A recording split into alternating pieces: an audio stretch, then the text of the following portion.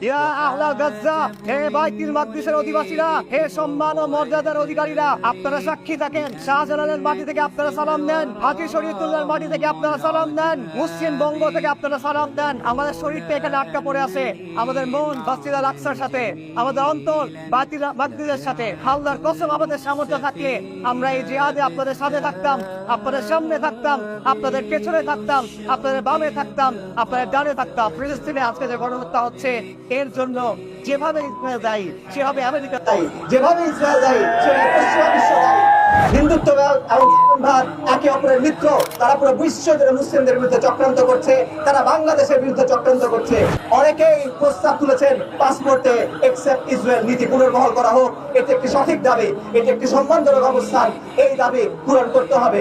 পাশাপাশি আমরা বলতে চাই, আমাদের সাধ্যমতো যেসব প্রতিষ্ঠান, যেসব কর্পোরেশন জায়নবাদী প্রকল্পে সমর্থন দেয়, যাদের হাতে ফিলিস্তিনের মুসলিমদের রক্ত লেগে আছে, আমরা সাধ্যমতো তাদের বয়কট করার চেষ্টা করি। সবশেষে আমরা বলতে চাই, রমাদানের শেষ 10 দিন আসন্ন, দোয়া কবুলের সময় আসন্ন। আপনারা দোয়া করেন আল্লাহর কাছে।